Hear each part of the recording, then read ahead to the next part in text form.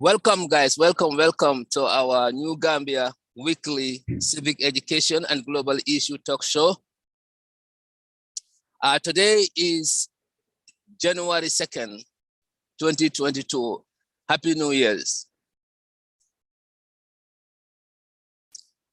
And today we have a guest by the name Dr. Babagale Jallo, Executive Secretary of TRRC. So we're going to be discussing post-colonial leadership and history, and also why Africa is still underdeveloped.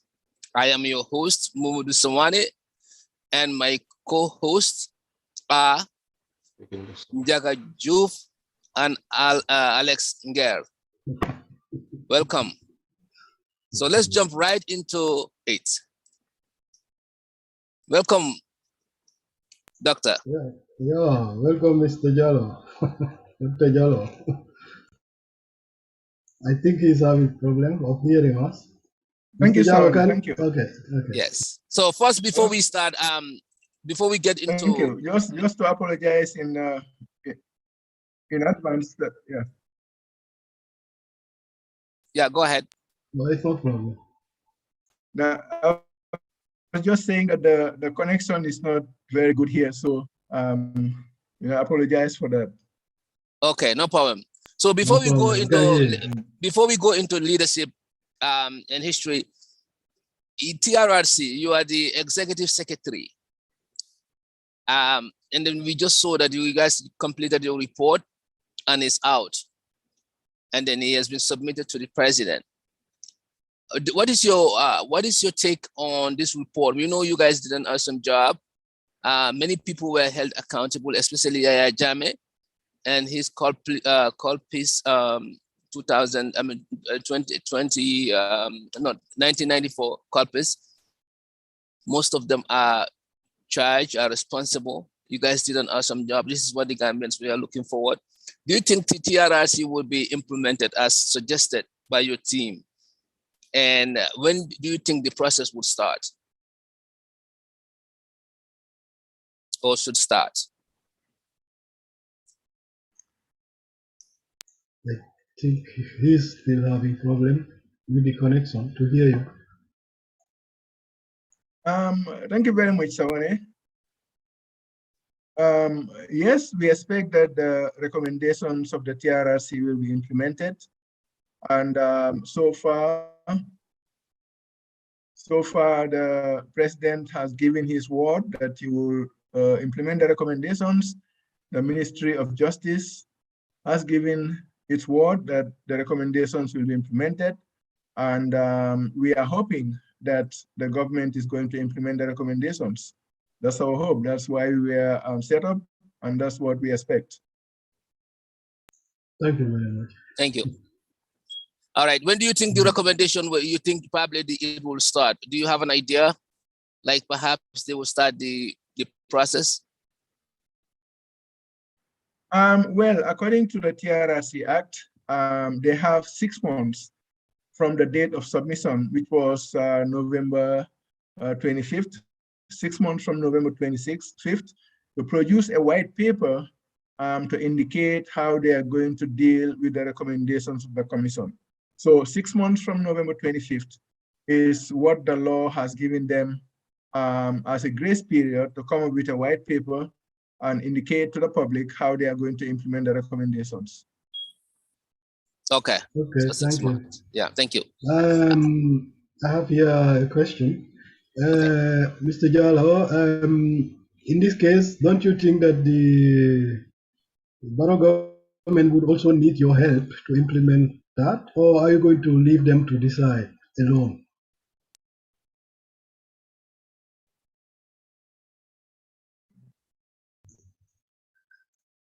I think he is not getting me. Mr. Jallo, can you hear me? I'm not getting that question at all. So I say, okay, in this case, don't you think that Barrow's government would need your help to implement that, or do you think it's better for them to decide alone?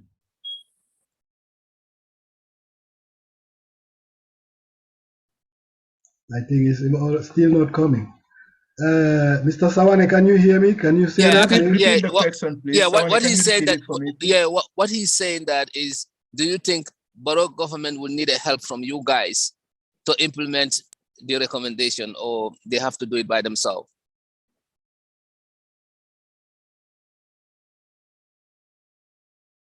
Oh, I think it's still not going. Okay, Mr. Can you hear me now? Can you hear me? Yeah, repeat the question, please. Okay, don't. I mean, our question is. Yeah, it's not coming. The voice is. But not now, coming. yeah, I know. But now, can you hear me now? Can you hear me? Can you get me? Mr. Sane, you can try, or we try from Denmark. Maybe it's better, Njaga? Yes. So can you hear me now? Yeah. Okay. Now our question is just: are you going to leave the Borough government to implement that alone? You hear me? Yeah, I think we're having signal problem there. Yes, it's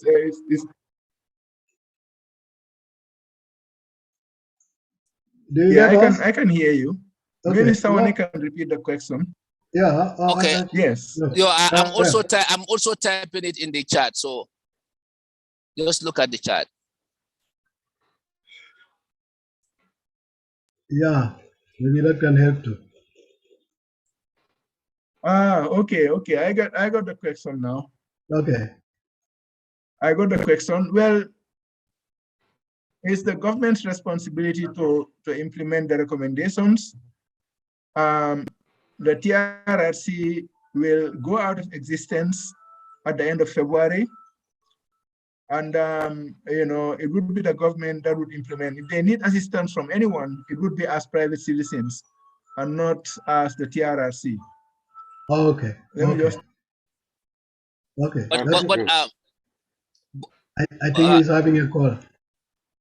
Okay. Anjaka, do you have anything for about TRRC before we proceed to the leadership question for discussion? No, we can just continue. You have asked all the questions that was in my mind.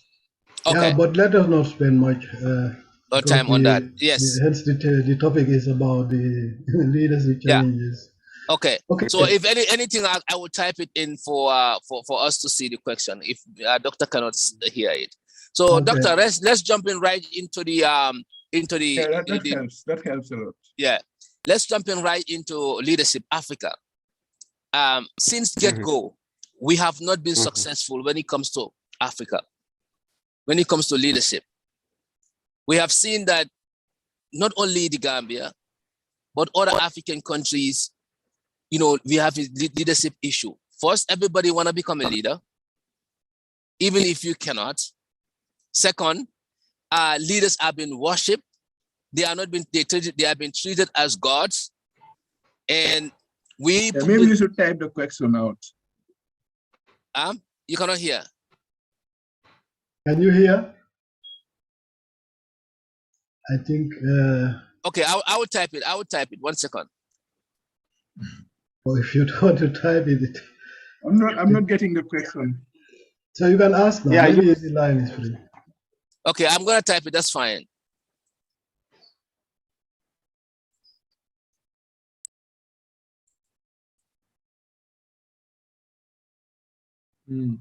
But when he's speaking, the line is always free, somehow. Okay. Okay, go ahead, Doctor. Yeah.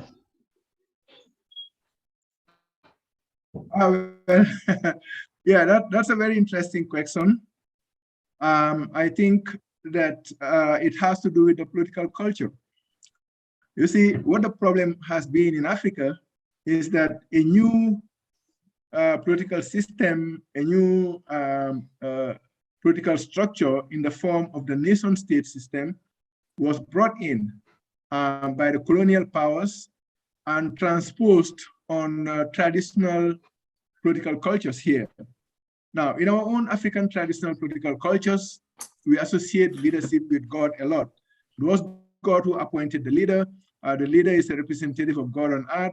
a leader cannot be opposed. If you oppose God, if you oppose the leader, you are opposing God. Now, that is directly in contradiction to the nature of the political system that is governing the lives of the people.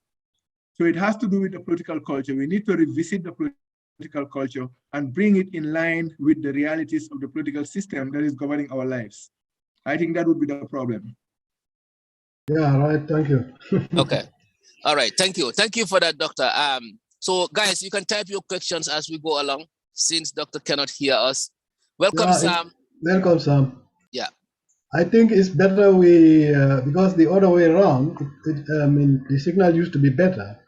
Let him just explain briefly and explain to the people African leadership. post-colonialism leadership challenges.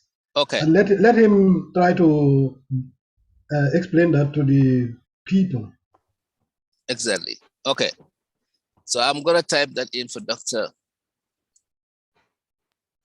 Or maybe he can get me now. Mr. Jallo, can you hear me? His video is paused. Okay, I type it to him, so he's gonna explain, and then we can ask questions as we go along. Okay. Yeah. Okay. All right. So that might be a better idea. Yeah. Just to give some kind of yeah. Yeah. So you do just that and we follow. Yeah, we follow some kind of a short lecture. Yeah. About leadership challenges in Africa, and we can ask questions. Okay, that's good. Well, yes, African independent or post-colonial African leadership has its origins in the nationalist struggle for independence. When the African leaders, nationalist leaders, started struggling for independence, fighting against the colonial state in the 50s, mostly the late 50s into the early 60s. So essentially, what has happened is this. During the struggle for independence, the colonial powers, essentially the Europeans, were they French, were they British, were they Portuguese or Italian or German, whoever they were, the colonial authorities had a statement, they had something they were saying, which is called the European exceptionalism or colonial exceptionalism. And essentially what they were saying is that Africans are not capable of ruling themselves, or essentially Western forms of governance are not suitable for Africa. Now, that was what they were saying. That, Africa democracy, for example, is not suitable for Africa. And the nationalist leaders were countering this with all kinds of arguments that no, you just want to deny us our independence. We are capable of ruling ourselves. Now, you remember this point. This is a very important point that the Europeans had an exceptionalist view of Africa. They said Africans cannot govern themselves through Western forms of governance. Right. So after independence, after the African leaders, the African nationalist leaders argued vehemently against this. They said, no, we can govern ourselves. We are capable of being democratic. We are capable of running democratic systems that are in line with the nation state system. But essentially what happened is after independence, the African leaders who took over started singing this same song. They started saying that Africans are not, the Western forms of governance, they turned it on its head. Western forms of governance are not suitable for Africa. You see how they turned the European exceptionalism now into an African exceptionalism. The Europeans said Africans are not able to use these Western forms of governance. The African leaders who were struggling for independence argued against that. They said, no, we can't do it. But after independence, they said, yes, Africans, Western forms of leadership are not suitable for Africa. This is what we call African neo-exceptionalism. There is European exceptionalism and African neo-exceptionalism. They are using now the same arguments that the colonial powers tried to use to prevent them from gaining independence, they are using that same argument now to exclude their own people from the process of governance. So rather than open up the political space, make the political space open, allow a free marketplace of ideas, allow the people that they fought independence for to participate and contribute successively and constructively in the governance of their own countries. They now used African neo-exceptionalism that Africa, Western forms of governance are not suitable for Africans to keep out the people from the governance processes. And so you had the phenomenon of one-party states emerging in Africa. You had life presidencies emerging in Africa. You had more prisons built. You have a lot of repression of the people by the very people who fought for independence for them. With them, of course, if the people were not there, we wouldn't get independence. The leaders alone cannot bring independence to Africa. But then they're using the same argument that the colonial powers used to keep the people out of the governance infrastructure, the governance system.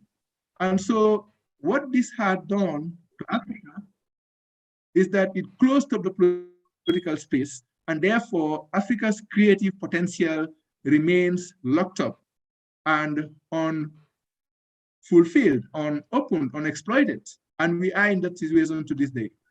So in a nutshell, that is the problem. Rather than open up, they actually closed up, using African neo-exceptionalism and using the same colonial laws to repress their own people.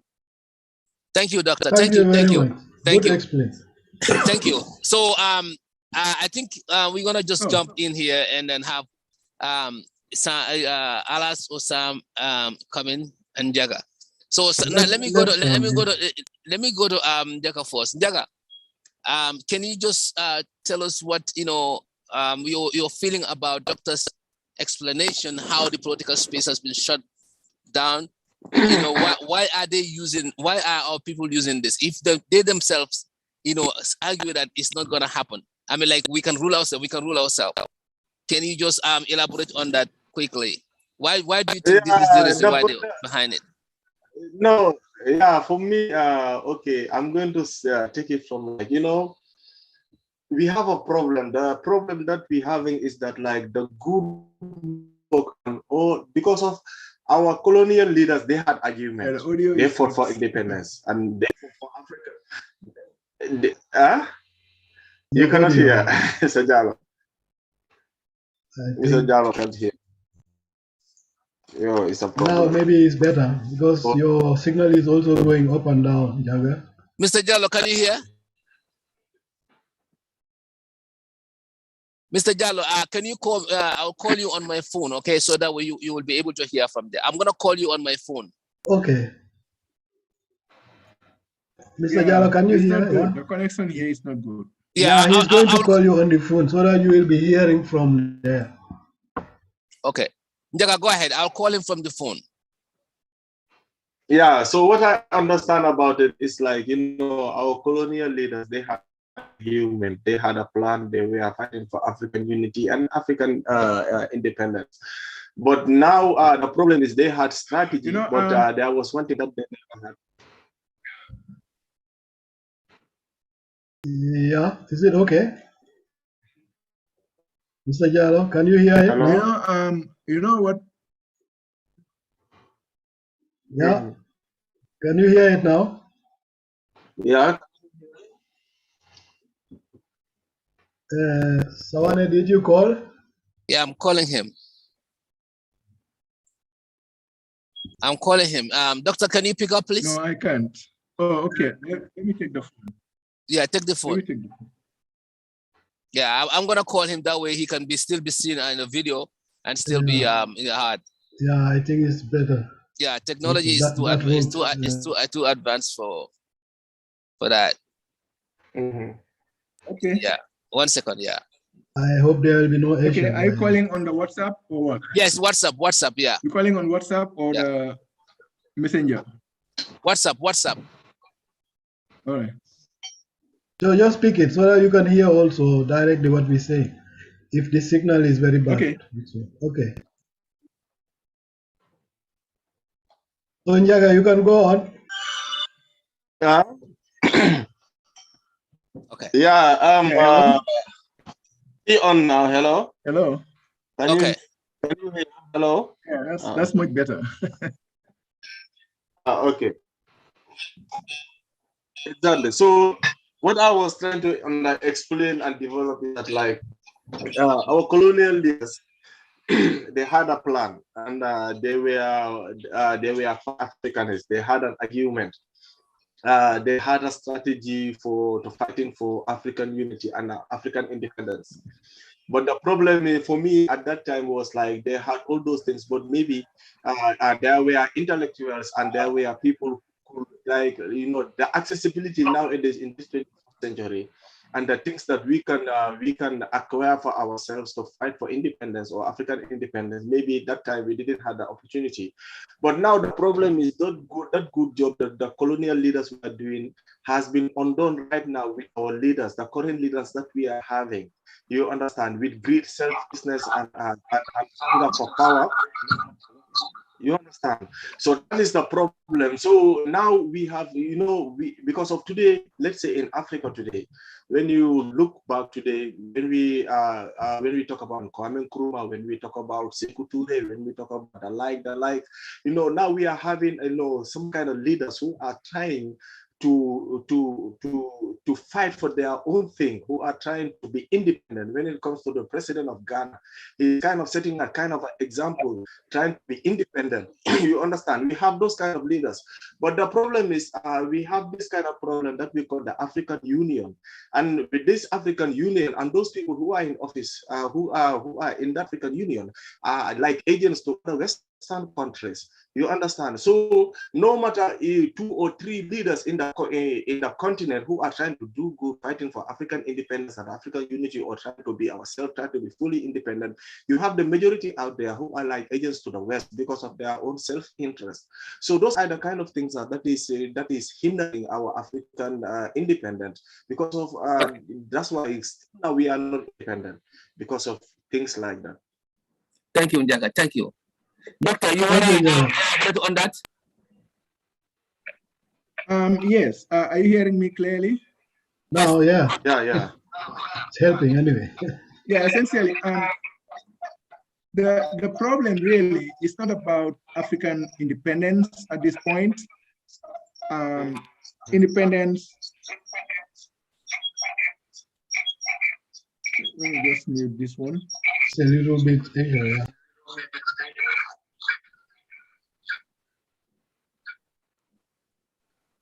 Let me mute one of them.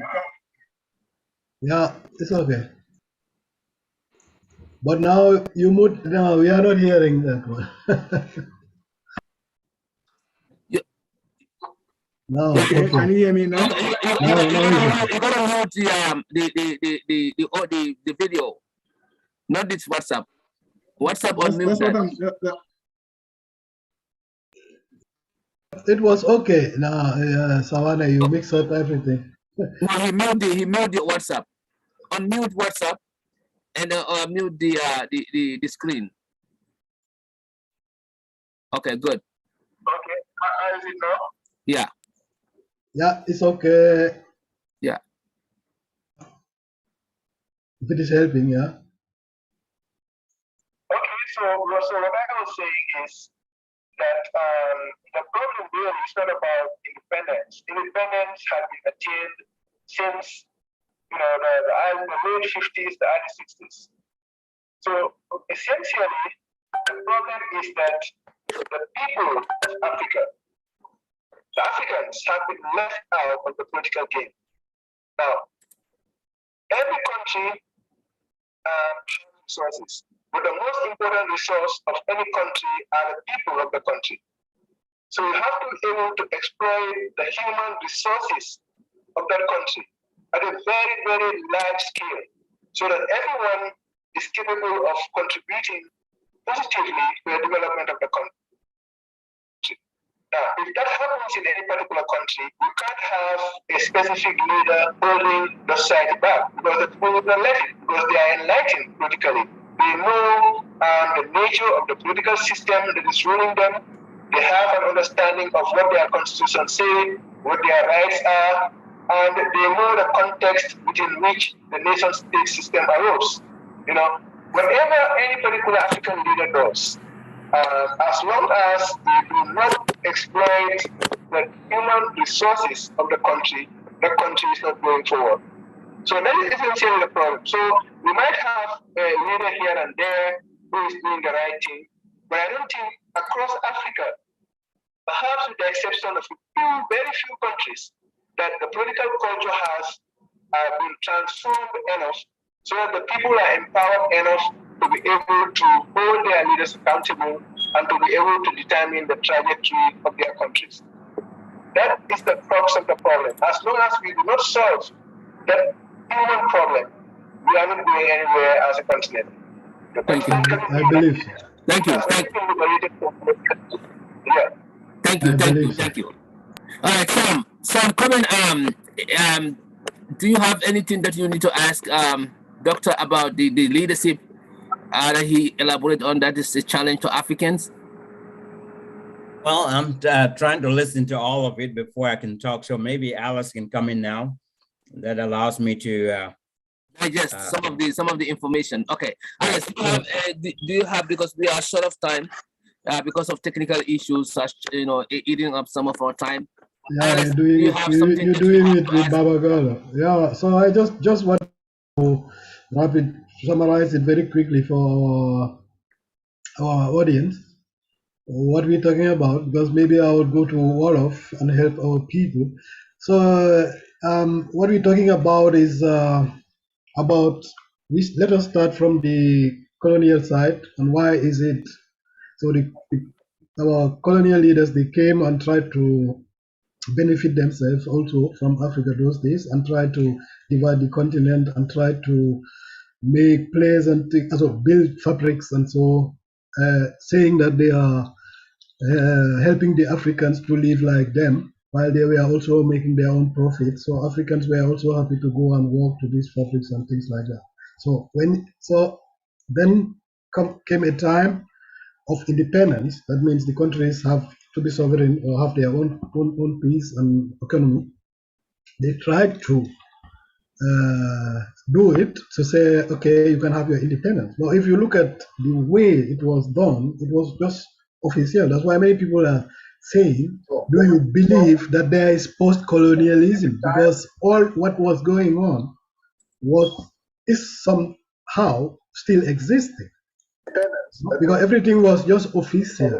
So if you look at the Francophone countries, like the French countries, if you look at it properly, they have their independence, but just only halfway, because there was another last paper saying that they have to pay their colonial masters a certain amount, and that is reality, and they are doing it.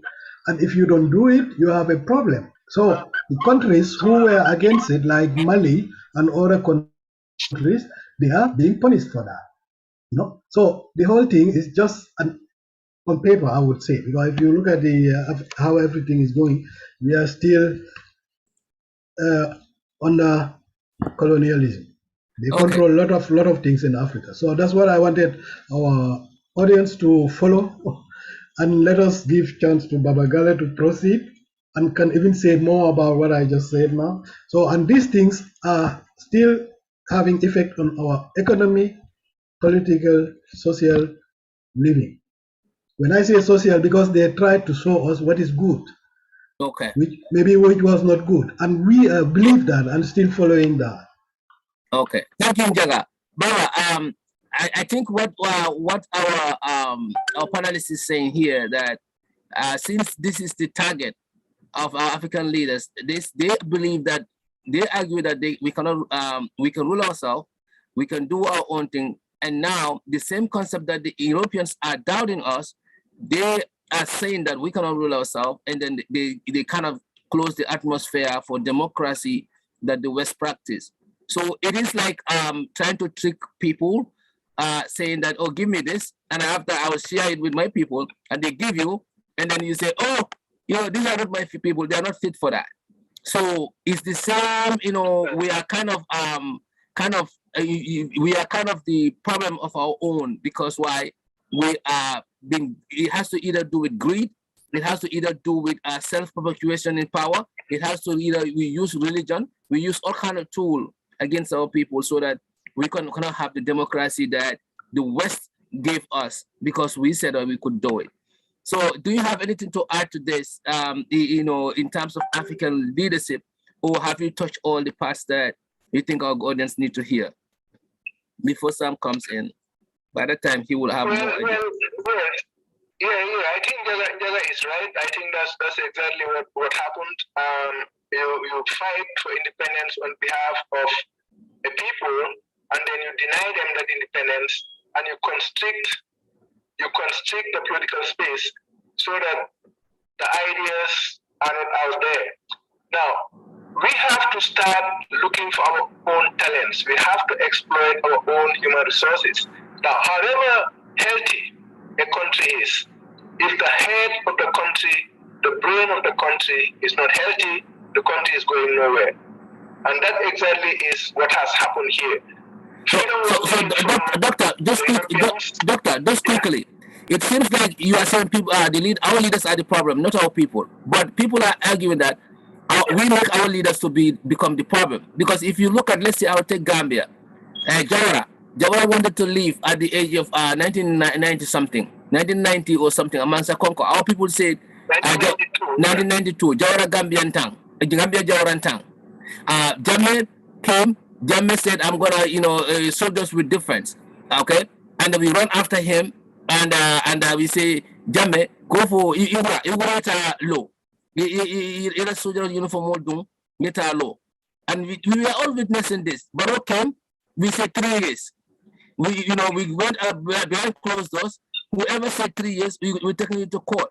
And people started diverting. Let's hit this space, the spade on the head. Is it our people or our leaders who are causing this problem? Well, it looks like we manufacture our own leader the way we want them to be. Yeah, but at the end of the day, it's the political culture, like I started saying. The political culture is the sum total of our thinking, of our attitude, of our understanding of the politics that is governing our lives. And both the leaders and the people are culpable in this. The political culture needs to change. But who can change the political culture more efficiently is the government. So the greater bulk of the responsibility for changing the political culture, for telling the people that we are your servants, you can sack us if you want. You can vote us into office. You can vote us out of office. We are not a Mansakunda. We are a Republican government or a republic. That is the responsibility of a government that is responsible. That has to happen. So the problem, all of these things you are talking about are true, but it boils down to the political culture. How do we think about politics? How do we think about governance? And that hasn't changed from independence. In fact, from the post-colonial period to now. That is the problem. Okay. All right, Sam, you want to comment before Njaga or Njaga and Alice come in? If you have something now. Sam, you're welcome. Yeah. Well, thank you all. Thank you, Doctor. Thank you, and Alice and Njaga and Sawani. I heard what you guys saying, so thanks for that. My little take on this is now we're talking post-colonialism with our own independence, and I think just to make it short and simple, our problem in Africa is not only the leaders but our own people. We are our own problem because we are selecting the wrong people to lead us. And the people that we're selecting to lead us are people that don't have the real vision for Africa, for Gambia. I'll talk about Gambia. They are the people that don't have the vision. If you look at examples of presidents that have vision for their countries, look at them. Look at, what is it? Paul, is it Paul? Rwanda. Look at Rwanda. And if Rwanda can do that, one person in charge, like one president that comes in and start changing everything around, he has a vision. He is following his vision to make sure that he is on the right path to make sure that his country is successful. These are the type of leaders we need in Africa that are going to make the difference and make that impact in every community or in every country. And unfortunately, we don't have that. And in most cases, not all Africa, but in most cases, just like one speaker once said, he said, there are a lot of very intelligent and capable people in Africa. Okay, very intelligent, capable people, knowledgeable, well-experienced, that can do something and make an impact in Africa. But these are people that have no power. The ones with power have no clue. So therefore, we are going to say, Lumumba who said that, Lumumba. Is that the one that said that? Yeah. He's right. He's right. In like I said, not all Africa, because Rwanda is an example. Is an exemplary exemption to that, and a good example of what leaders need to be. If we have more like Rwanda in Africa, Africa will completely change. I mean, we don't need to be following Chinese to get all these loans in different places. We need to be able to govern ourselves. We need to be able to sustain our own country. So we have wrong leaders, but they are picked by us. Okay. So we are part of the problem. Okay. Yep. Yeah, there are some. I wanted to say something. I think. Question for you. Rwanda. So for your thinking, do you think that it is okay? Okay, Paul Kagame is doing everything more than expected for Rwanda. Rwanda is emerging as one of the best country or the most developed country in the world, not just in Africa. So do you think that it is okay for him to stay there more than 20 years in the name of developing or having a love for his country? Do you think that it is okay, like sitting down for more than 20 years now? Okay. No, that is independent. I think when they have their that in their constitution that after 4 years, I don't know exactly, then he should go or he should not take second term. And people are saying that, and people know, we should give him credit for how he developed Rwanda. What we are talking about right now, very important. So because of we are talking about Paul Kagame, we are talking about how the opposition leaders have been oppressed and have run to exile and all those things.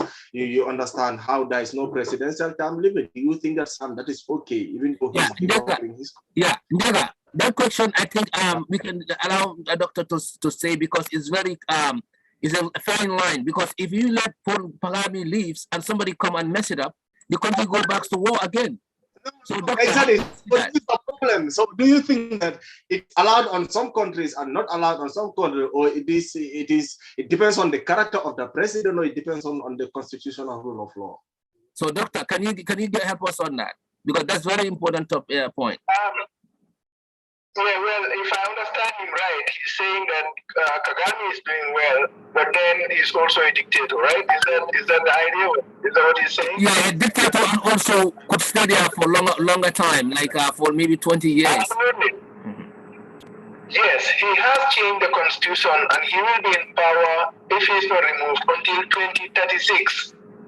Now, that is unacceptable. It's completely unacceptable. And it's a recipe for disaster.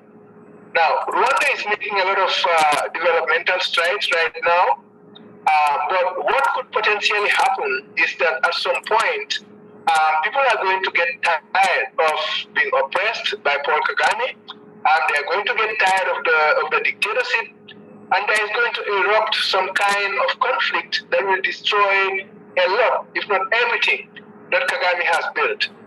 So if you must build a country properly, like Kagame is doing, you have to do it with the full consent of the people. You have to do it in an environment of freedom of action, freedom of thought.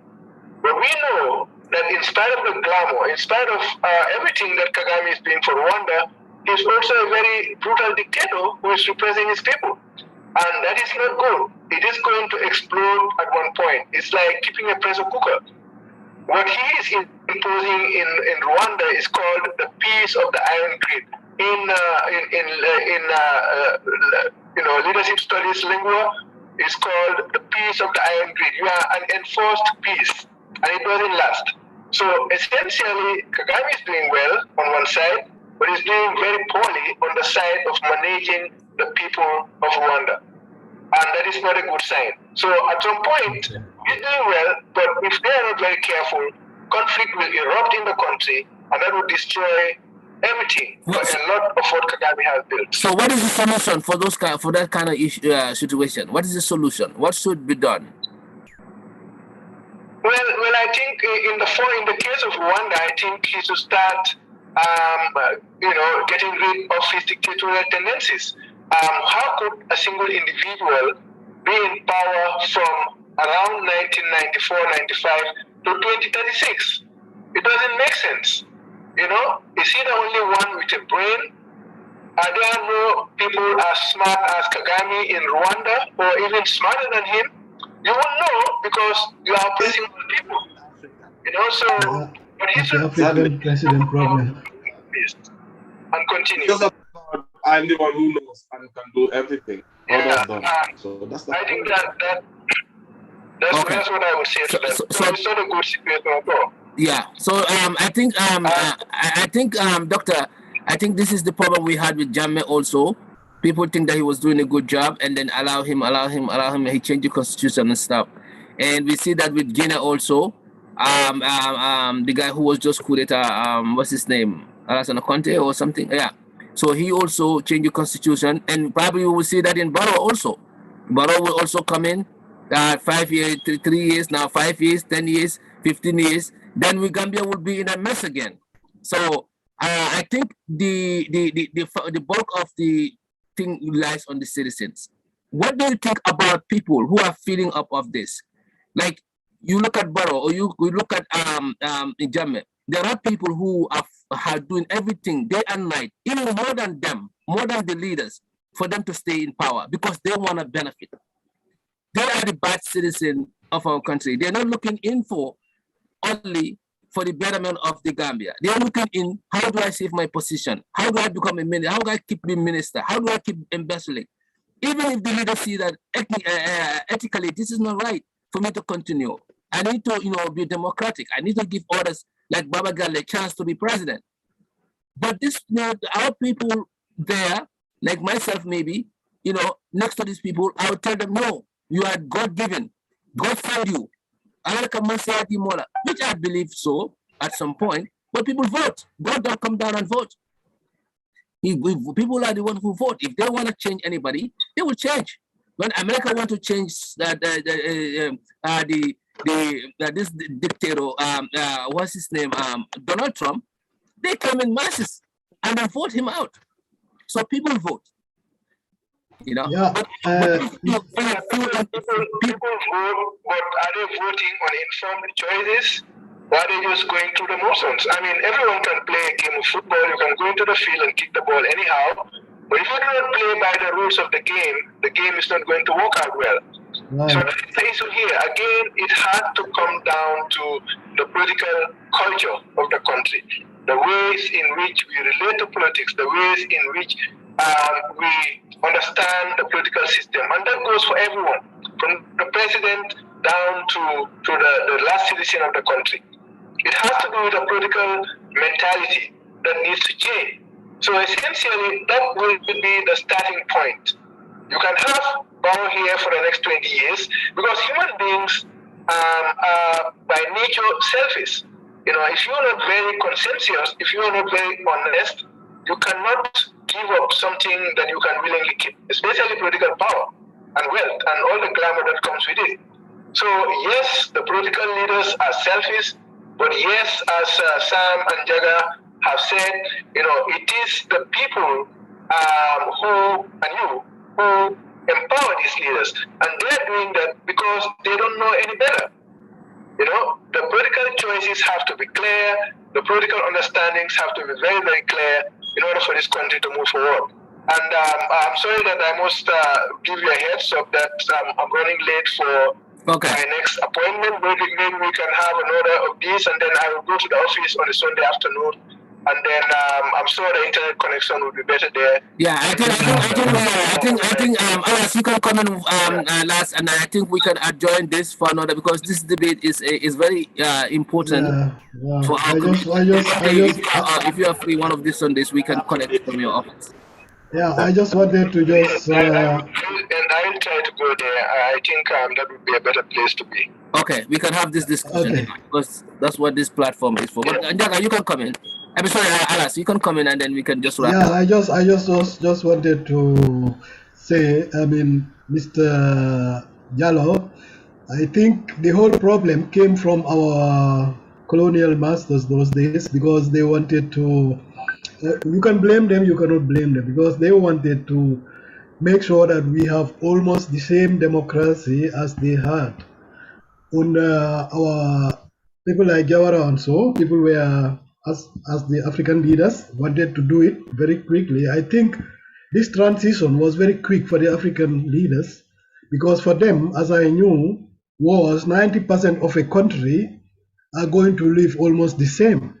So now it turns that only 10% of a country is living good. And they are the people who are sitting up, being corrupt or things of that nature. So that means that didn't help any African country. So, and then the fact that people don't even know their democratic right, and these 10% don't even try to take the time to inform the people about it.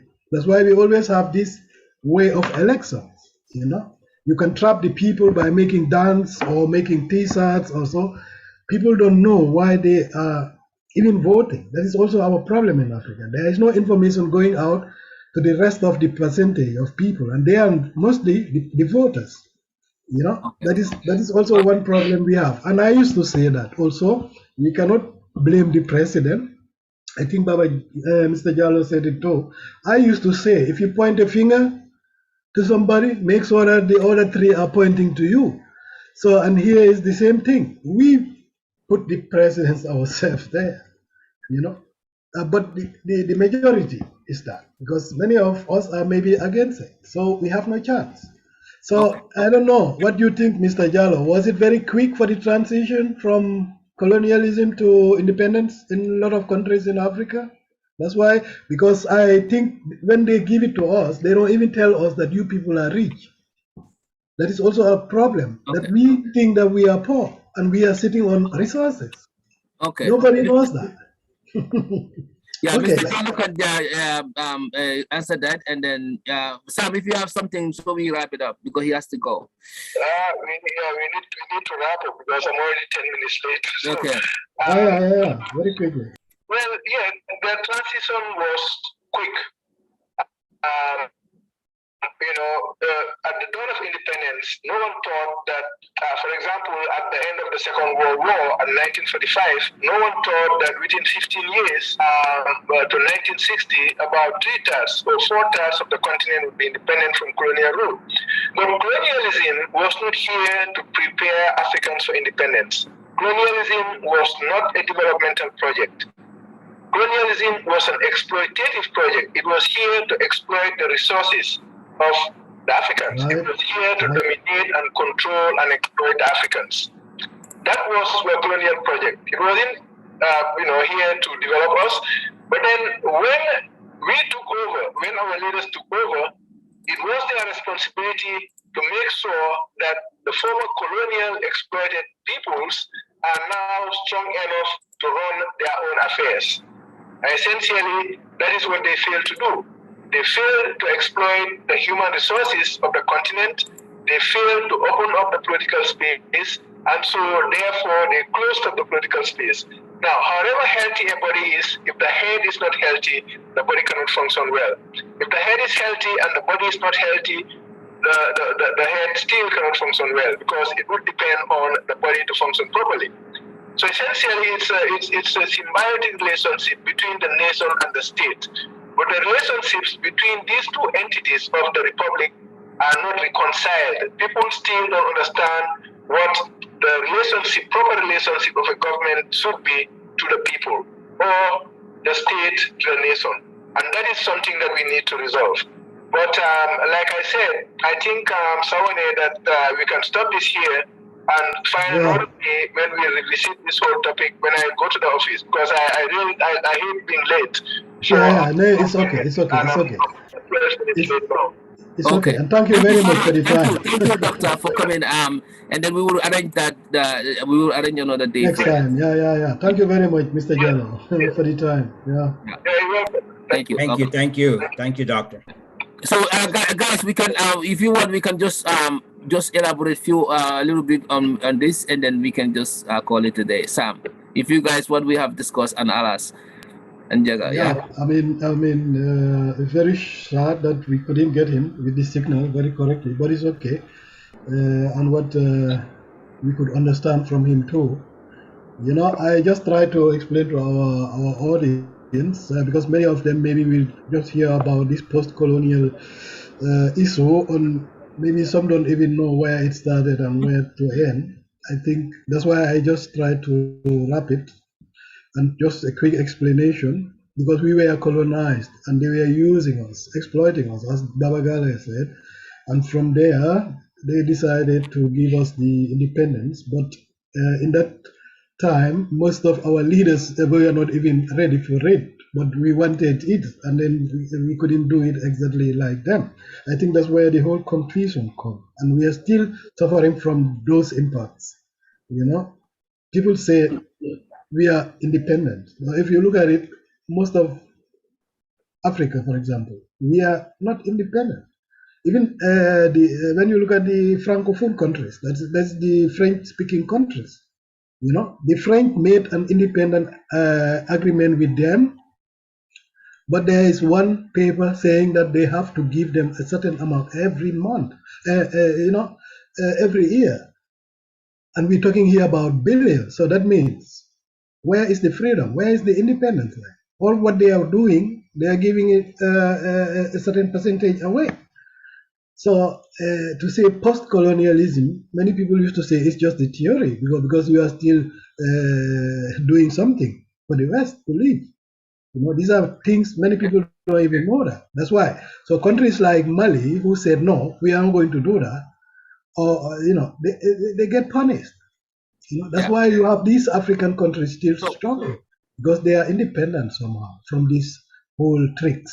Yes, yeah. You know? I think you asked a very important question about like if it is too quick or so. So what do you think if it is too quick for us to be given independence? Because our people were begging for it. But what is so sad is, how can our people be begging and say we can still rule ourselves, and at the end of the day, they got it, and then they say, oh, what the white men are saying, we cannot do it. So that's why nobody should come and get it. So the problem was the problem was you had only, as I just explained here, you had only a certain group of people who were even fighting for that. That was people like the educated level, and it was not. It was there were just few handful of people, not the people. That's why I said I can support the colonial masters those days, because their plan was that all African countries, for example, they live 90% of the people live like the same.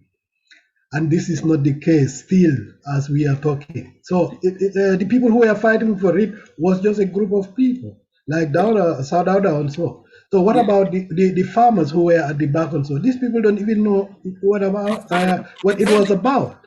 So that's the problem. And Sam said here something very important. Sam said, I wanted to come to Sam again. He said here something very important. How can the president be there when you have more people, more intelligent, than them? Like we just talk about Paul. Or how can we say that we are poor and we are the richest continent in the that's the same question in the world. Because people told us that we are poor because they were after these resources, as Baba Gale said. So through the independence, it was not the easiest thing. So they don't make it interesting. So African presidents should know why was it not made interesting when they knew that it is the richest thing they were after. So the whole thing don't understand African presidents. Yeah. I mean, sorry, Sam can come in and then kind of emphasize on that, Alice. Yeah, so. Yeah. Well, thank you all. Thank you all. And, you know, the way I look at this is there's really no reason to argue over spilled milk, right? The milk is already on the ground. So, you know, what has passed has passed. Yes, we can get into history and know what happened during colonialization and things like that, and up to independence. But once we got our independence, now we are independent. We call ourselves independent.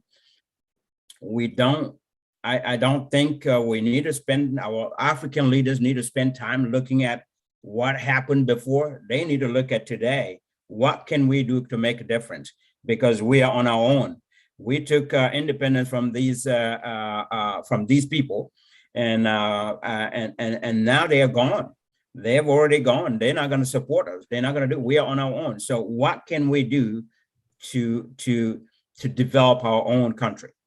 Okay, and this is where it comes to the point where people need to understand this.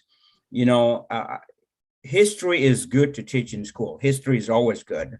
I think governance should be something that we need to emphasize on in school as well, to educate more and more and more people, because some people are voting and they know it's time to vote, but what are you voting for? You know, you're selecting a president, but what is the definition of a president? What is the president supposed to do?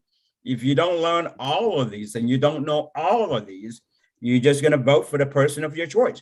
You may just vote for someone because you just like that person without realizing that the context behind that person's job is very complicated. And this person may not be the one that can handle that. So don't vote for him, you know, because these are some of the things. That's why I said part of the problem is us, the people. And then because we're selecting the wrong people, we're selecting the wrong people to move us. And unfortunately, they don't have the capabilities. They don't have the knowledge. They don't have the experience. They don't know how. If they don't know how, their best weapon will be find the people that know how to help you lead the country. But if you also don't know how and don't bring the people that know how, well, guess what? You're both going to be there like you don't know what to do. You know, that's what's going to happen. And that's what happens in a lot of African countries. So we need to take that responsibility. And it really all starts with a very, very, very strong National Assembly. A very strong National Assembly that's going to make very tough laws, because the National Assembly makes our laws, right? They need to make very tough laws that are going to protect our country, not protecting the president. President should come and go. We need to have laws that protect everyone, that protect our country first. If we look at it that way, then whoever comes in, everyone knows that we are all under the law. We all have to abide by the law. No one is above the law, including the president. The president has to follow the law. If he doesn't follow the law, who holds him accountable? The National Assembly, the people that wrote the law. They are the people that should say, Mr. President, that is not right. What you just did is unconstitutional. What you just did is a violation of the Constitution. We're going to hold you accountable. We're going to impeach you. We're going to take you out of here. And then the Gambian people will find the right person that can run this country. But this is not going to be accepted. You know, so this is how Africa can move forward. Every African country, I'm going to talk about Gambia. We need that strong National Assembly, and we don't have that. We've had this government for 5 years. You know, so many things happened in Gambia in the last 5 years. Diplomatic passport saga, inappropriation of funds, embezzlements of funds. I mean, you name it, a lot more. I look at all the funds that came to Gambia during the past 5 years. Where is all that money? Who is asking those questions in the National Assembly? Who is standing there and asking and talking to their fellow National Assembly members and say, where is our money? And who is in the National Assembly, who is standing up there and say, we approving this budget for this many billions of dollars? Have we reconciled? Have we seen where the money is going? Yeah. Sam, who's going to ask all these questions? That's what we need. The problem is there's no transparency. If you have, if information is not available to you, just take this the ruling of the Supreme Court. The proofs are there for this election. The Supreme Court deny access to the petition simply because technicality. If somebody is sitting on information and is in power, they can prevent you from getting it. There's no transparency. There is no genuine commitment. Like Dr. Baba Gale was saying, the culture hasn't changed. If the culture hasn't changed, our people are still going to take advantage, those who are there. And that's what we have seen in this government. So taking advantage of everything. And then that's why we still haven't seen any change. And that's why I said the education of government is governance is important in school. People need to know. People need to understand these so that they can be prepared to select the right people. And they will also have the information and the knowledge to let them know when they need to act with their votes. You know, so they're not masterminded, they're not fooled, or they are not giving the wrong information or brainwashed. In other words, you know, yeah, they know. I have here a question. If others might agree, I think it's not about knowing. The problem here is not about knowing, it's the moral commitment and then the genuinity and the love of one's country. If everybody is looking for their interest, they are not genuine, they are not standing for the cause, they will fall victimized. They will go for it. People who are selfish, they want only for themselves. So as long as, you know, we don't have that change, that's what Dr. Baba is saying, the culture, some reason, somehow, people have to stand and say, we're tired of this, we want our country to move forward. Let's put it first. And they will change themselves, and then their leaders will not go back and change anything. Because you know why? The people are voting for them, they can uprise. There's a lot of ways that people can make leaders, force leaders to do stuff. But there are people who are helping leaders instead. Majority of the people who are helping leaders to keep doing what they're doing. So that's why, like Alice is saying, we are, and Alice can comment on this, we are showing the way how to do it. Colonial people show us the way Western democracy can work. Our people say, yes, we can work it. And when they carry it in their hand, they say, like, you give me the apple, I say, hey, the apple is here, but it's not for you. Alice, what do you think? Yeah, that's it. And exactly that is the case. That's why I said that here. Because at the time of independence also, you know, in every country, it was just a group of people who were fighting for it and discussing. They didn't even talk with the rest of the country people. So that's how it is. That's why we got Sadauda, for example, in Gambia. He and his boys, you know, they took everything in their hands. And so don't think that the last farmer was concerned or was questioned about this thing. The farmers and all, they just came after they hear that we are independent. They came to Makati Square, cultural, every culture, try to dance there, if you can see or remember these black and white films. And that was it. So they took it, whereby they didn't have also experience of anything. So the white people were also, the British, for example, were also trying to help them in many things for the transition. So, but it only had the Gambians, the little they knew from them, you know. And then since that time, we are trying to copy and try to move forward, you know. Like they knew that we are very rich in our resources and everything, but they never put it anywhere. And they were after that. That's why they were interested in Africa. That's why even today, the Chinese, the American, all these people, they are interested in Africa. Why? They know that, but they never tell an African president, you have a lot of resources under your feet, you know, because they don't want us to profit from it, you know. So that is one thing. And again, that the people vote wrongly, for me, I am just always trying to say we have to try and put these things in our curriculum. You know, it will be a slow process, which is definite because you have to explain to people their voting rights, as some said, and then teach them something about our Gambian constitution, which many of our ministers don't even know. You know, they can hear the constitution, but they don't even know what is written there. So there is a big mistake there. We have to start it. Students should also know about it, even in the primary school level or senior secondary level, you know, to teach them their voting rights, to teach them how to make business. All these things, we don't have that in our curriculum in the Gambia. Yeah. That's why many people, even if they are PhD, they don't have office job, they don't know what to do. They cannot do business or anything because we don't have it in our school system. That's where our problem is. All these things we say is true. I give you right for everything. But for me, I think the easiest way, we have to get a start. And that one, we can inject it in the schools so that the young people know all these things we're talking about. Because we cannot base everything on demonstration or, you know, or coup or something like that. These are all forces. Let the people know their rights, and why do they even, as Sam said, why do they even vote for somebody, and what is voting, and all these things. I mean, we tried it here on the platform.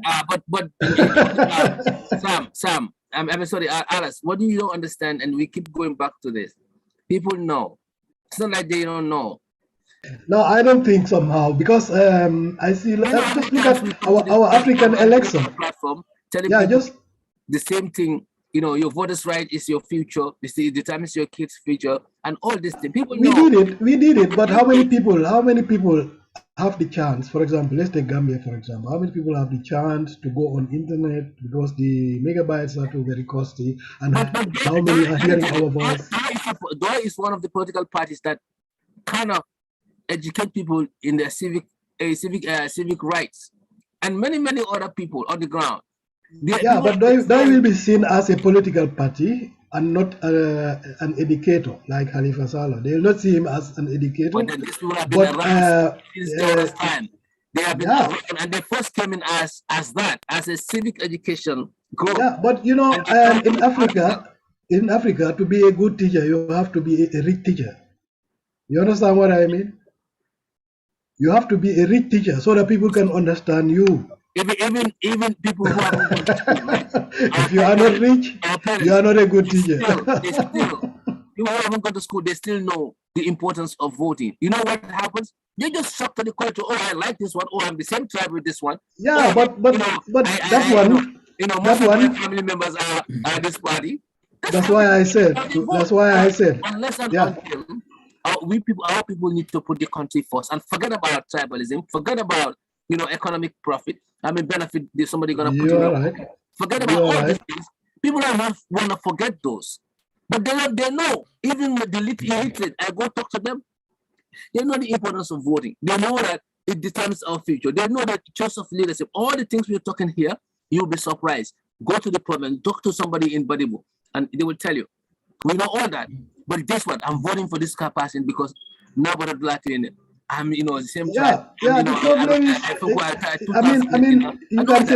you can say everything, but the thing is, self-interest outside of this, and focus on the country and say we're ready to change. Then our leaders will come in. God will bless us with a leader who probably will also move this, and we meet in the middle. That's the only way Gambia can change. But you see, even if you say they have, he doesn't have a solution for this. Besides, even though he studied political, this leadership thing, but he knows there's no solution besides people getting ready to make it happen. People have to be ready.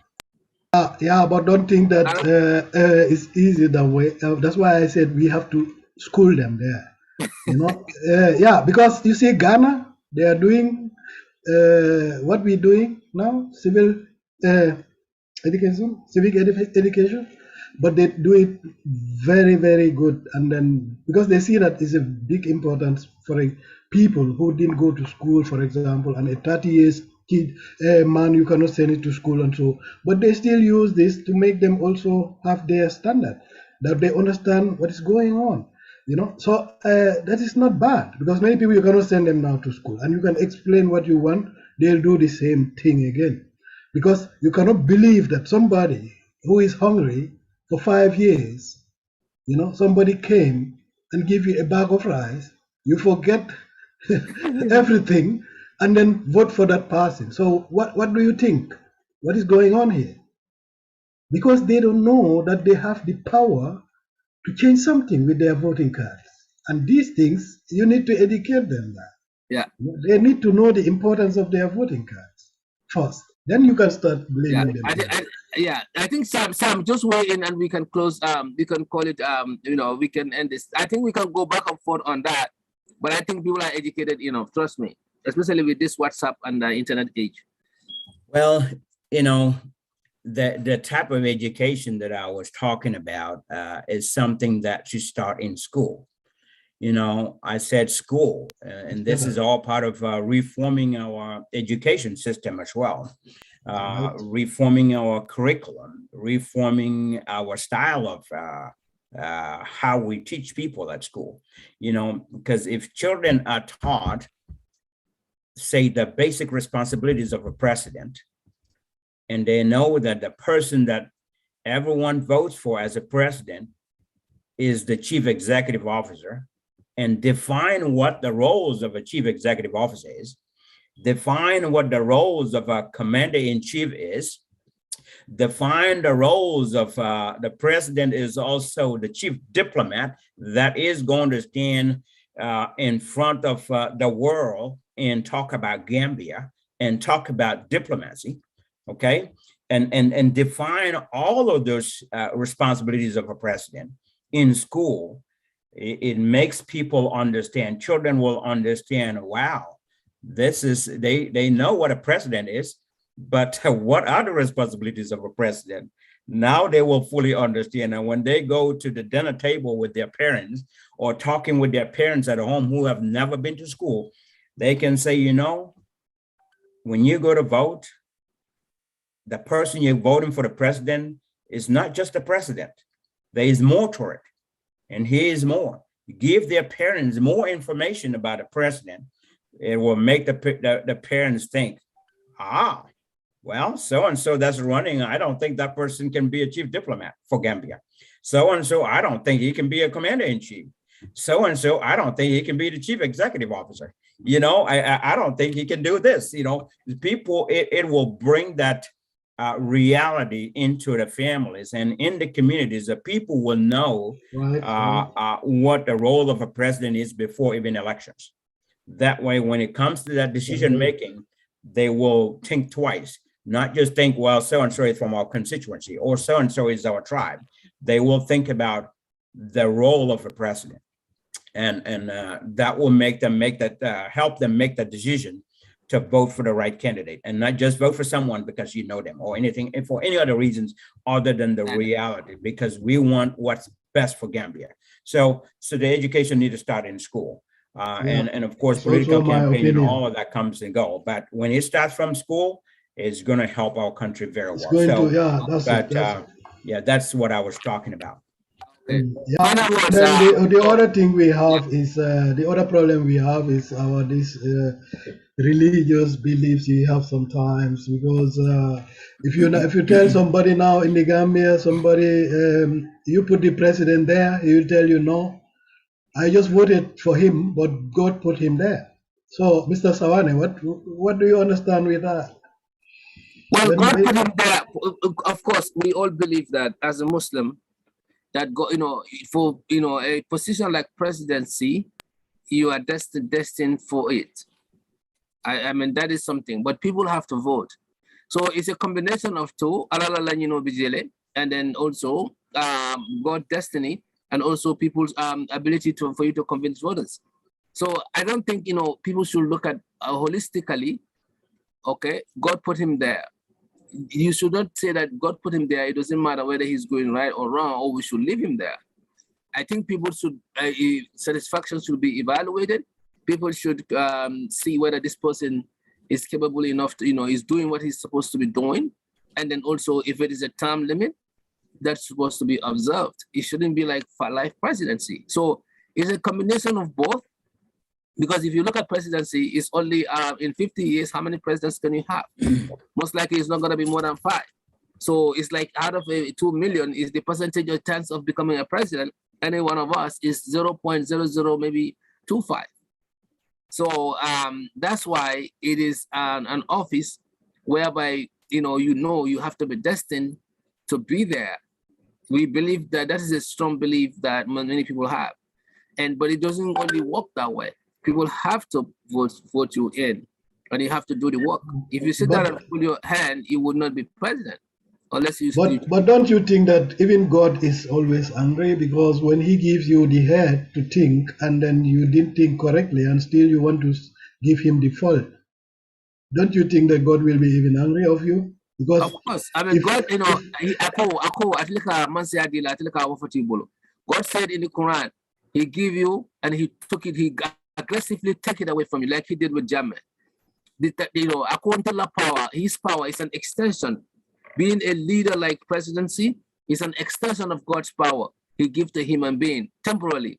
But if he's ready, he's going to waft it from you. He's going to drastically take it out in an angry manner because of what you're not supposed to do. It's in the Quran. This is not like something that I'm talking. So that's why I'm saying the leaders need to know that they're supposed to serve. You look at Pharaoh. Pharaoh think that he was untouchable, right? But somebody that he raised, he didn't even know it. Who couldn't talk? Musa came from nowhere, right? And then came, he forcefully raised him. He went on exile, come back. And then, he was even taken as a fool, sitting under Pharaoh's door for years. Then he want to see him on a raggy cloth. And everybody's laughing. Pharaoh said, bring him on. Let me also laugh at him. They said there's a madman who said he was going to see you for years. He's sitting down outside. But when he was there, God gave him the power to start destroying the I think we all read that, destroying the idols and all that. And all of a sudden, Pharaoh threw his magic. Musa threw his magic, and his snakes swallow all his snakes. And that's when he knew that God is within. So this is an extension of leadership. But my question is, many used to say that God put him there when they put him there themselves because they voted for him. So God gave them the sense to vote for a good president. So, but they'll still use and say God put him there. So is God not angry then? Because he gave them the head and then to think and give them the voting card to save their lives, and they put it wrongly somewhere and then blame God again. Do you think it's fair? That's what I'm saying. God will be angry on anyone who is not leading the way they're supposed to. And the people who are voting for them also, he will make them suffer. The fair price. That's what we have experienced in the Japanese. That's what I think. Because God gave them the chance, and when they didn't use it correctly, I mean, exactly, for example, they vote a dictator and then try to blame God after.